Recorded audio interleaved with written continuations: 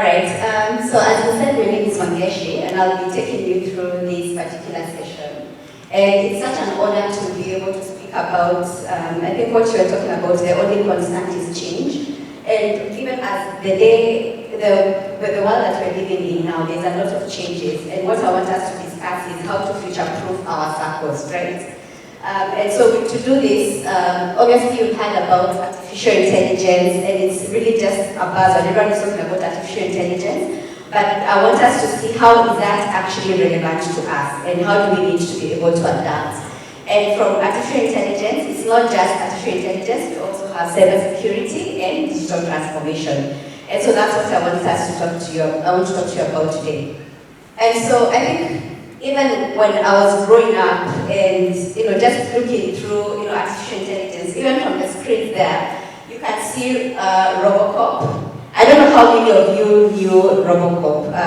It's a TV series as I was growing up. And so as you can see, that Robocop, he's actually a cop or a policeman, and he's a robot. And so growing up, I was just like, I was really fascinated about all of these things because I would be able to shoot and all of that. But to me, all of that was things that would happen in the future.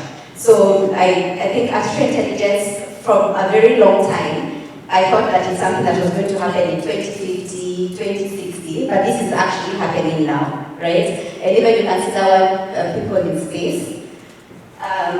And so this is just to show you that the things that we thought were going to happen such a long time ago are actually happening now. So when it comes to robots, these are things that are there right now. Especially even in Nairobi, we have restaurants that people are actually being able to serve. A robot is actually coming to serve you. And there's a lot of innovation. Even if it's in the healthcare center, we have robots that are actually treating people. We have robots, there are even some teachers in China, there are some robots that are there that are also teaching. But we're also going to be looking at the needs. Like when you have a robot, does that mean you're replacing the human personnel? So those are some of the things I want us to be discussing today. And so if you don't get anything else from this session today, especially when it comes to SACCOs, one of the things that we need to be able to adapt as a SACCO, there are three things. One is, as a SACCO, we need to have a speed of decision making. We need to personalize our messages to our members, and we also need to be very efficient. And how is technology going to bring that up? So as you can see here on the screens, you can see the Daily Nation, right? Right?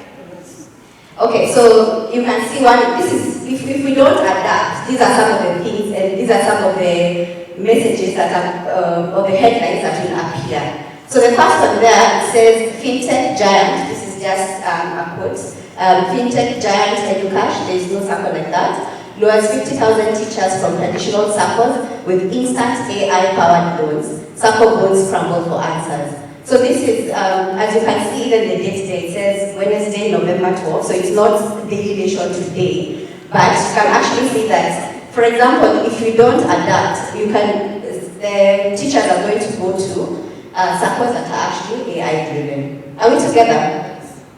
Yeah? Okay, if you don't respond, then I'll just keep repeating. Are we together?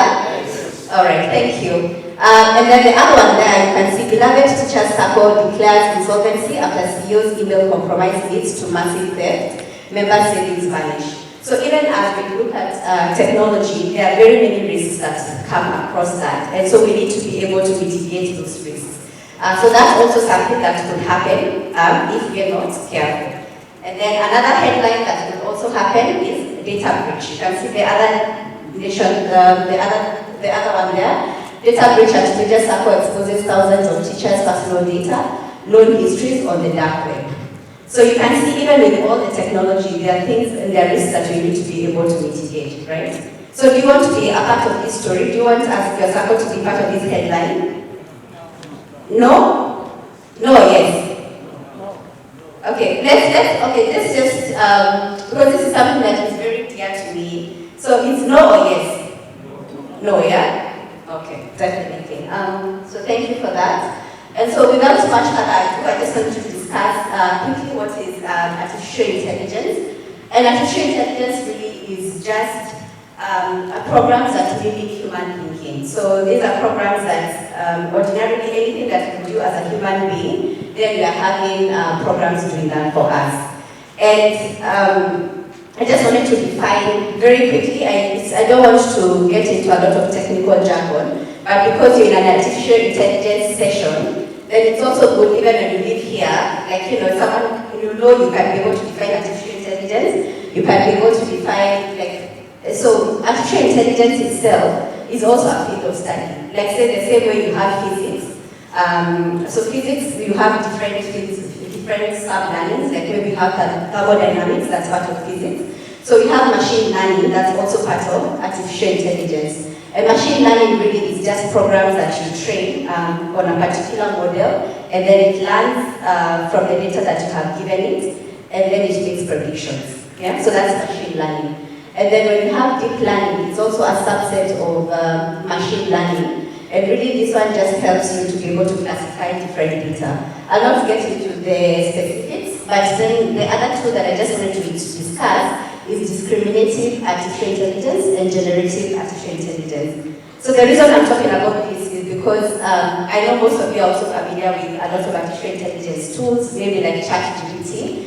And so this is a sort of generative AI, which essentially means that you have given a program data and then it's generated something completely new.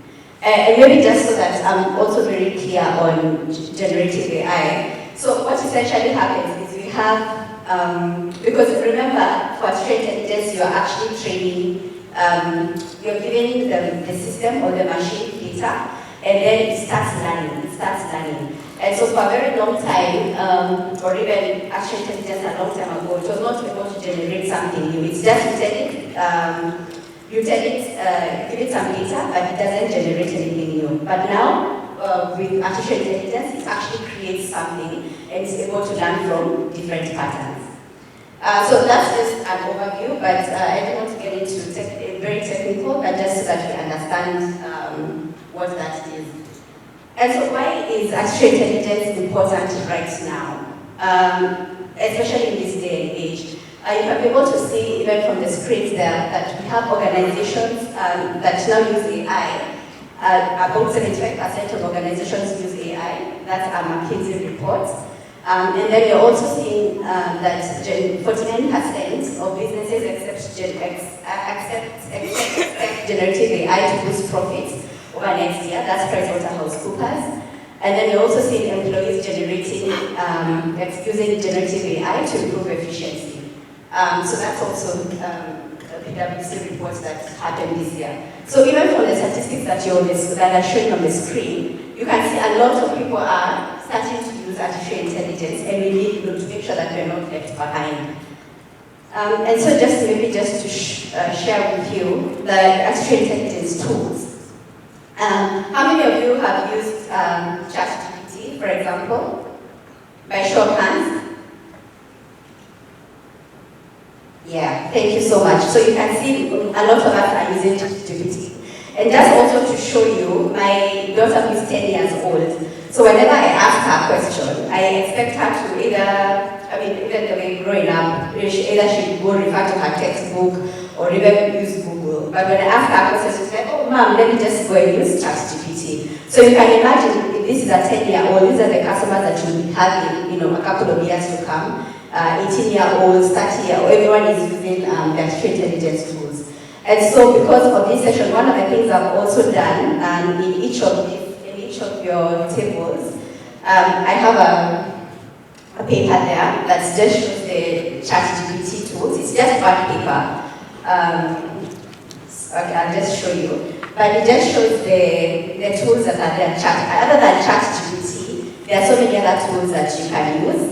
And then, so from the screen here, what I wanted to show is the ones on the left, like Leonardo AI, those ones are tools that you can use that are free. And so the reason I wanted to show you this is so that other than ChatGPT that many people use, we have very many different kinds of artificial intelligence tools. So for example, if you're having meetings, you can be using Otter AI. So some of I just put them there so that even when you leave the session today, you can these are tools that you can also experiment with.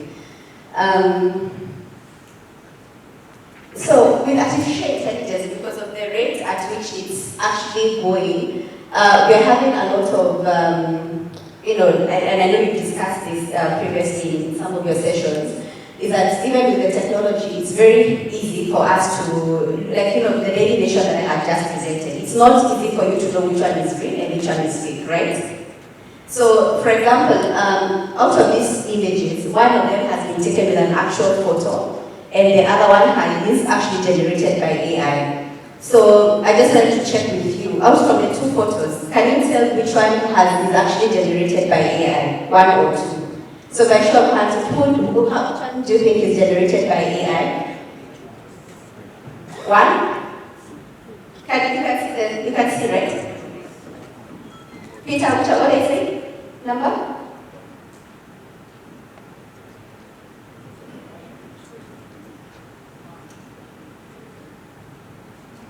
Number 2. Number 2 is generated by artificial intelligence. Okay. Anyone who thinks number 1? You also think number 1? Number 1. Okay. So out of the two of them, it's actually that's AI generated. But you can be able to see that it's very hard to tell the differences, right?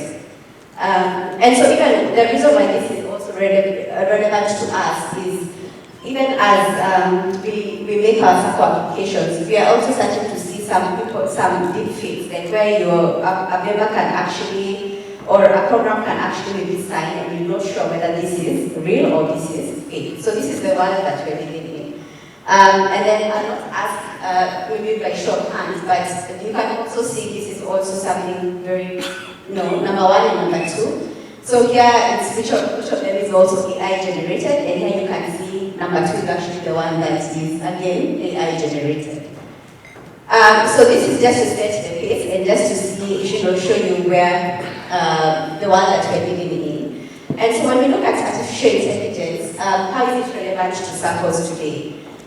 So artificial intelligence, number 1, is also a national priority, and then you can find that Kenya has also rolled a national AI strategy, which is running 2025 to 2030. So again, it's also very current. And some of the pillars that are there is, when it comes to infrastructure, data governance. So the government is also really key to promote artificial intelligence because we know we need to be able to quickly adapt. And then again, just from the headlines that we had already shown, you can see SACCOs are really will be able to face competition from others, especially the ones that are not using artificial intelligence. And then there is also an industry movement. So a lot of IT professionals, you can see that there is an association that's actually been formed, the Sacco IT Professional Associations. It was formed this year in July. And its goal is really to upskill IT teams, because even in our day-to-day businesses, we need to be able to have IT personnel or people who are actually skilled in artificial intelligence. So I just want to talk about some myths for artificial intelligence. One is people think AI is going to replace all jobs. That's not true. So we're just going to find that we actually need a human group and we need to have human intervention. Then others think AI is only for techies, people who are either much younger or people who have studied computer science. No, we're finding that artificial intelligence is really, it can be used by anybody. And even just by show of hands, you can see people are using ChatGPT or using Perplexity and so many others. And then the other thing is artificial intelligence is not expensive to implement because it's using a lot of cloud-driven tools. And then the other one is thinking that artificial intelligence is always right. So that's not true. There are a lot of hallucinations, and especially if you don't give it the right prompts, or if you don't tell it exactly what to do, then it will be able to give information. It actually sounds very right. So here I just wanted to just discuss quickly and briefly in terms of some of the trends and how they are relevant to us. And the first one is when it comes to predictive and analytics, and so I'll talk about that in a second, and then we also have conversational AI. So I think even just coming here, I looked at many of your, some of your websites, and I think we've all come a long way, especially from our Sacco, where most of us have websites. And then we also have tools like a chatbot. So where, say for example, if I need to be helped, I'll just go to the chatbot and I'll ask. But what is happening is I'm not able to get information immediately, right? So I'll maybe say, I'll go to the chatbot and I'll say hi, and then I'll expect, and I'll give my contacts and I expect to be called back. But one of the things we are seeing with artificial intelligence, remember I said we need to be able to be efficient, right? Are we together? We're together, right? Yeah, so we need to be able to be efficient. And so one of the things that artificial intelligence can also help us to do is to be able to converse with anyone who needs assistance on a 24/7 basis. And so I'll just demonstrate, for example.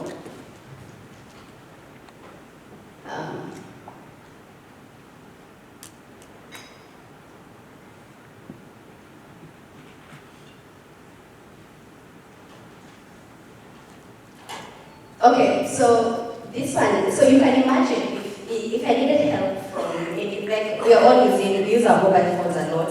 We use our WhatsApp is a very common mechanism. So you can imagine if, say for example, one of your SACCOs has an artificial intelligence assistant, which you can get on your WhatsApp.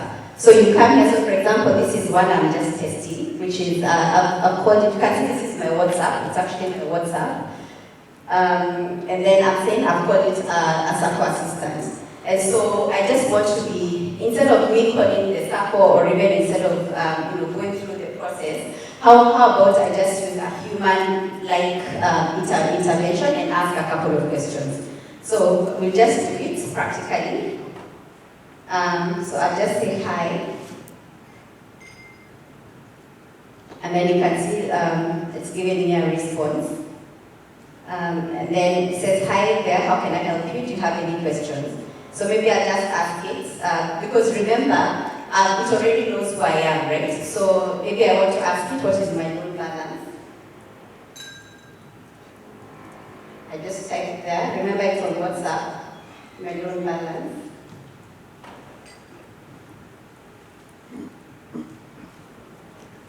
So this is just to show you, like, how. No, then it just tells me your loan balance is 50,000. If you have any other questions, so maybe I also want to find out who are my guarantors.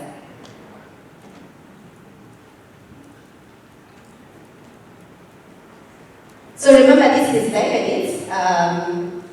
It's artificial intelligence responding to me. So you can see here it tells me your current guarantors are Kevin Kiama, Linda Watare, and Ken Mutahi. I'll just do one last one. Maybe I want to ask when is the annual general meeting, for example. Annual general meeting. So even as I wait for it to respond, yes, it just tells me the next annual general meeting is scheduled for 10th December 2025. So have you seen the chatbot and how it's working on WhatsApp? Okay, tuko pamoja kabisa ama tunataka tutumite atupatie small break. Tuko pamoja? Yeah, so you can see so this is just a chatbot and how it can. So either you can use it on your website or you can use it on just on WhatsApp, and it's personalized for each person. So you can see the power of this. And so other than, for example, your customer care agents, starting to handle this one, you can be able to see we're going to free them up. Hello? Oh, yeah. So you can free them up, and so that they are able to deal with more technical and more complex issues other than that. So that's just one demonstration. Yeah, thank you. And so just moving back, the reason I wanted to demonstrate that is so that it's not just things that you're seeing on the screen, but things that you can actually use. So the first one there that I've just demonstrated is a conversational artificial intelligence tool. And then the other one that I also just wanted to demonstrate is credit. credit scoring. And so what does this mean, credit scoring? So you'll find that we also have a lot of data, especially as SACCOs for our members. But then the way we also want to be able to score a particular member when it comes to our credit score, we want to be able to see what is the past repayment behavior for this member. So can we be able to predict that if we give this member a loan, how will they be able to pay? So this is an alternative credit scoring, and you can see here when it's 4 file members. So these are when you don't have all the information for a particular member, and so you're able to actually get information for this member. And so I just demonstrate how you can be able to do a credit scoring using artificial intelligence.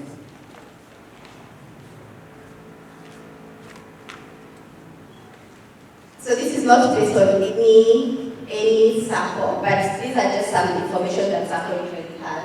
So for example, you can see the age of the particular member. Then you also want to be able to see the M-Pesa transactions of this member, how many are they, the average savings, has this person reported. So these are data that we as a Sacco already have. And then we have the membership, how long have they been have they actually been a member?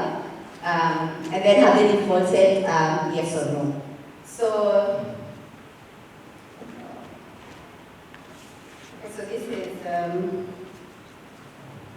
okay, it's trying to connect. Just a second. So this is it's just an internet. But if it doesn't, then we can come back quickly to this after.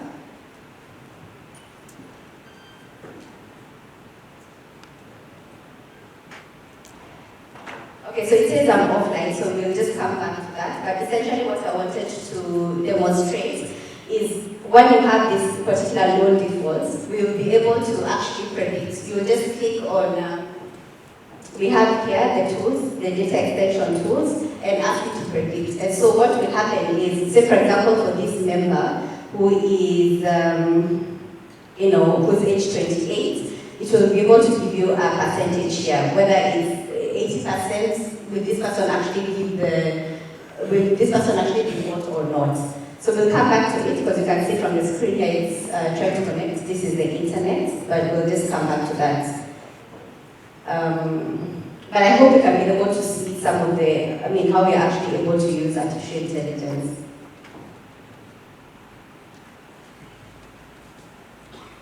Okay, so that was an alternative credit scoring. And then I also just want to talk about intelligent automation.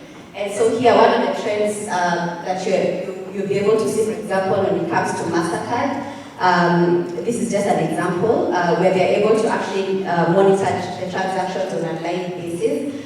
And so, for example, if somebody is in Kitui and has been, making withdrawals of say 5,000 shillings, 10,000 shillings, and then you see another transaction, maybe someone from Nigeria is actually trying to log in. So what the system will actually do is it will actually block that person from monitoring and accessing the information. So this is just part of the intelligent automation. And then we also have sentiment analysis for member feedback.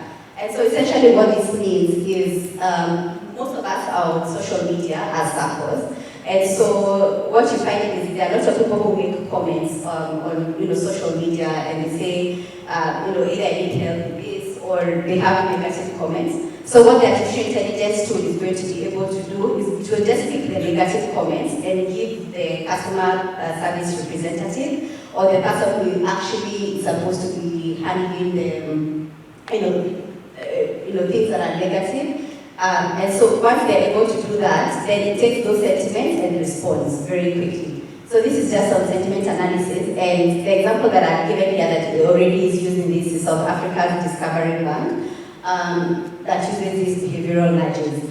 But these ones are not, even if you show them as South Africa, these are things that we can be able to actually implement for our SACCOs. So we talked about credit scoring, automation, conversational AIs, and I think also what is very important is predictive analytics. So other than just, what has been happened before, how can we also predict what is actually going to be able to happen?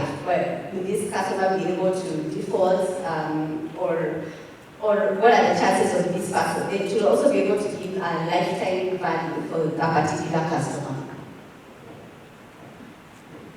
And so I just want to talk about if we want to be able, so we are okay now in terms of artificial intelligence and how we can be able to use it in our Saccos, right? I think I'm going to ask for Bwana to go pamoja. Yes. Okay, all right. So the other thing that I wanted to also just quickly discuss is, the implementation considerations when it comes to the AI, when it comes to artificial intelligence. So in our Saccos today, for us to be able to implement artificial intelligence, the one thing that we need to be able to do is to develop an artificial intelligence strategy and policy. And so the first thing that will happen here is we need to have an artificial intelligence committee, which will be formed, which would comprise of board, management, and so based on that, then we'll also develop and ratify the artificial intelligence policy and define strategic objectives. So I think earlier I also had about you defining, I think yesterday we discussed from what I had, the key performance indicators, where you're talking about the percentages, so you can also be able to discuss that. And then the other thing is you can also talk about member satisfaction, as well as the cost reduction. So that's when you're implementing, I think for you to be able to implement artificial intelligence as a first layer in the Sacco, you need to be able to have the artificial intelligence strategy first. And then after that, because you can see when it comes to, there's so many use cases for artificial intelligence for us. So the other thing would be that you don't need to use them all at the same time. So you can decide to pick one or two scenarios, whether it's, and then you just start with a pilot project and see how that is working. So you can start with one and then build on, and so that then you're able to have a full artificial intelligence strategy and skill. And then the other thing here is, obviously, for you to be able to implement this, you need talent and skills. So you need to be able to continuously upgrade and improve. And then the other thing that I know you've also heard about, and I've also alluded to when it comes to artificial intelligence, we need to have responsible use of artificial intelligence. And so this just speaks to number 4 point there, which is ethics and governance, which means, because one of the things that artificial intelligence will tend to do sometimes is it will tend to have bias. So for example, even when I started by saying that for you to be able to implement artificial intelligence, it's actually data that you're giving it. So you can be able to give it data, but then sometimes you can have a bias towards, so for example, it could be having a bias maybe towards the female, or it could be having a bias towards male, people who are male members. So one of the things that you need to be able to do is, with every artificial intelligence implementation, you need to have a human, loop or a human person just looking at the output that has actually been implemented. So, say for example, if in your Sacco you decide to use artificial intelligence, where the loan applications and if somebody applies for a loan, artificial intelligence actually fills in all the missing fields. But then what you need to be able to do is at the end have someone who's actually human to just confirm and check that this has actually been done correctly. Obviously, like as I said, I think in the beginning, one of the artificial intelligence will help us to be more efficient. But at the end of the day, we also need to have human intervention at the end. But then again, it keeps learning, So the stage where we are at with artificial intelligence is that we still need to have the human intervention, I think, at the tail end. The thing is, when as you said, the only constant is change. So what we're discussing today would definitely change in a year or two tomorrow, because you're finding that the speed at which we're implementing artificial intelligence is, and the speed at which it's learning is also quite high. And then the other one is regulatory compliance. So here we need to also be able to deal, because as I said, it's we're dealing with a lot of data. So we need to also be able to comply with the Data Protection Act and also SACCO guidelines. So in terms of artificial intelligence, that's what I just wanted us to quickly discuss. And then we also have cybersecurity. And I know I've had you talking about risk, a lot of risk management. And what you're finding is with artificial intelligence today, you also need to be able to protect your assets, which is your digital assets. And so, from a very long time ago, of course, I remember going to different cybers or a cyber cafe. But now with the Saccos that we have, we actually have, we're looking at cybersecurity as protecting the digital assets. So you'll have systems in place that are able to run your member calculations, and members are actually able to get data from that. But with cybersecurity, what we're saying is it's actually the practice of defending our digital assets from digital attacks. And I think just before, I just wanted to show you some of the attacks that have happened. Case studies of cyber attacks in Kenya. So one you find, it was actually at Telcom in 2020. And so what happened is there was a cyber attack for one of the telecoms. And what happened is that they were able to actually get data for millions of Kenyans. And so what essentially what that did is that it forced an industry-wide review of API security practices. And then we also have another one that happened to a fintech, where we have a hacker that gained access to the systems of an app. And so what happened, the method that was used is that there was a system intrusion that led to unauthorized data.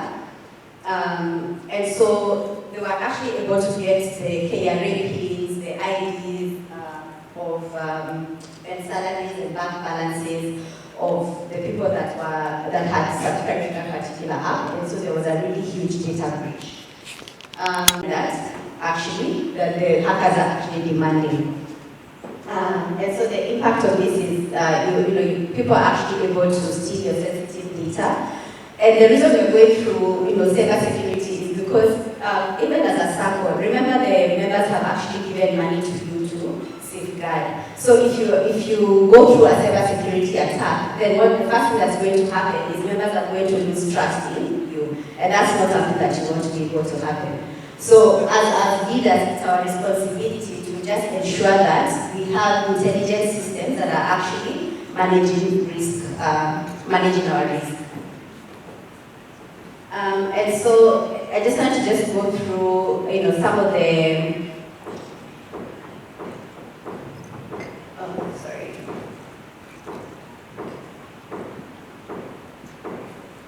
I just want to just go through some of the risks. Okay, so it's working now. And some of the trends that we are seeing. So the first thing is we need to be able to have regulatory enforcement when it comes to cybersecurity. And so what this means is, appointing a data protection officer who's going to be able to conduct data audits and also create policies. And then we also have the other trend that I think I had just talked about here was ransomware, where people actually come and demand that for you to be able to get access to your systems, you need to be able to pay some money. And so what we need to be able to do for that is we need to be able to do a lot of staff training, and we also need to be able to implement backups. And then the other thing which is very true is that what we say is people can be our biggest, our weakest link. And so one of the other trends there that is happening is also a lot of social engineering. And so one of the things that we need to be able to do is, continuously train our members, and so that then they are also able to recognize attacks. And so what usually happens is you're going to get an email, and so this email usually has maybe some spelling mistakes. And once you're able to click on that link, then it leaves your secure system and goes to, and a hacker is actually able to get into your system. And so one of the things that we as SACCOs need to be able to do is to continuously train our staff on cybersecurity and how to be able to identify this. And the thing is now with cybersecurity and in artificial intelligence, they're actually they're going hand in hand. And the thing is, we'll be talking about financial inclusion. So with cybersecurity and trying to defend our systems, we're actually talking about intelligent inclusion. So this means that we're also finding hackers using artificial intelligence to now get into your systems. And so even when I had said that some of the systems you're having, how to be able to identify is some emails have bad spelling mistakes. Nowadays, hackers have become very intelligent. And so you need to be able to use artificial intelligence together with cybersecurity so that then you're able to actually protect your systems better. And so these are trends that are happening, and we cannot afford to remain behind. We need to be able to act and continuously adapt. And then obviously we also have there's a skills gap when it comes to cybersecurity. And so with this, we need to be able to partner with managed security service providers. And so what is your role as, when it comes to cybersecurity as a leader? So the first thing is we don't need to look at it as a strategic business risk. And so we need to be able to allocate, strategic investments in that. And so we are talking about training. We need to be able to train members, whether it's board members, managers at all levels. And then we also need to be able to allocate budget and resources for cybersecurity. This means that you also have penetration testing that you want to be able to do every year, because when it comes to your systems, you also need to make sure that you're protecting them. And then we also have to have regular audits and compliance checks. The other thing that I just wanted to talk about is, the impact of cybersecurity. So this one I'll just quickly go through, so that then we also have time to go through, digital transformation. And of course, once you're able to, have and protect your systems, then you're able to have earn your members' trust. You're able to comply with regulators, and then you're also able to prevent financial losses. Because then it reduces the risk of fraud. Then we also have, continuous business continuity when you're able to implement cybersecurity together with artificial intelligence, so that then your systems are actually able to be stable throughout. And then we also have, you strengthen your internal controls, so that then you're also able to, conduct audit trails. And then you also have improved decision making. So I think if there's anything that if you come out of, from this session, what I just want to ask, there are 3 things that you need to be able to future-proof your Sacco.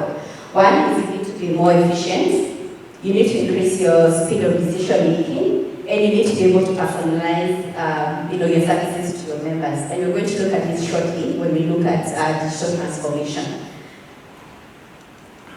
And then, of course, you're also able to get a competitive advantage that is able to support digital transformation. So also just looking at, and so let us now look at digital transformation and what that means. And when it comes to digital transformation, I know we are all in very different stages for digital transformation. And there are 3 stages. So the first one is digitization. And so with digitization is where you're actually able to convert your analog information and put it in your systems. So this means either scanning the PDFs. And so for a long time, back we talked about the digitization. And then we're also looking at, then the next stage is digitalization, where you're actually using the system. So here you're using digital data to simplify or automate existing processes. And then now when it comes to digital transformation, which is now where we're going and where we are, is we're just really having a fundamental shift. And here it means where we have a fundamental thinking of member engagement. So when it comes to personalization and just making sure that the member experience is superb, is amazing. So this is where we're talking about digital transformation. So it's about the entire member experience, and this will actually be our future business model. And so I just wanted to discuss about the pillars of digital transformation and what that means for us.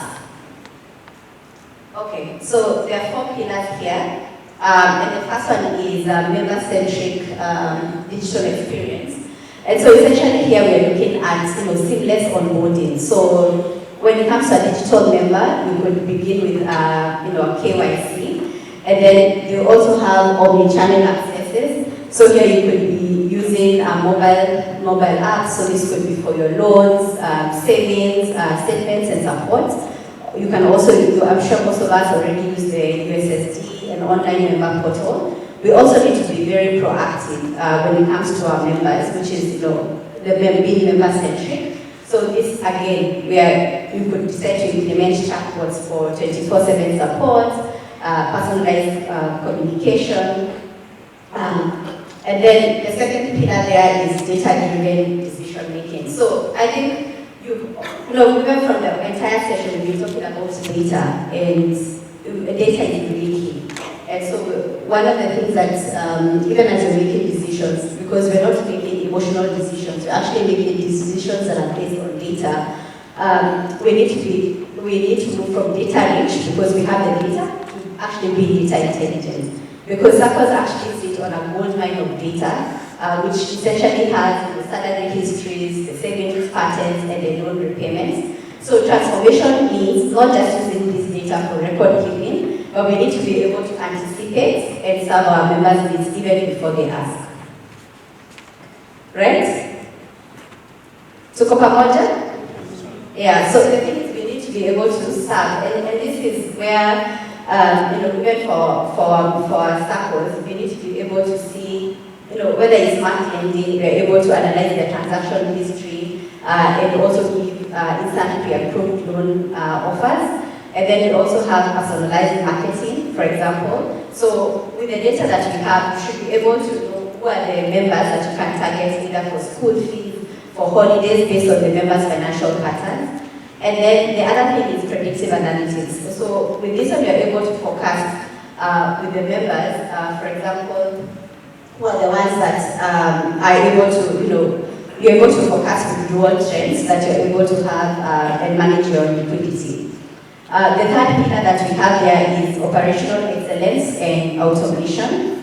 And so here, essentially what we're doing is we're automating loan application workflows, approval chains, and disbursement. So here, going paperless with digital archiving and signatures as well. So the result of that is we're able to have faster service, we're also able to have lower costs and fewer errors. The fourth pillar that we have is the innovative products and business models. And so with that is, offering SACCO as a platform. And so I think here is where the SACCO need to also, continuously be innovative and have create different revenue streams. So here you would even have, there's so many that offer SACCO as a platform, or even the new products that you're able to actually create as a result of the digital transformation. So we've already discussed, but in terms of the focus areas, we would also be having, we have data analytics, we have cybersecurity, and also, integration. So we need to be able to integrate all of this so that then we're also able to have a modern system that will lead to improved efficiency. And so the thing is, when it comes to the impact, we need to be able to actually act now.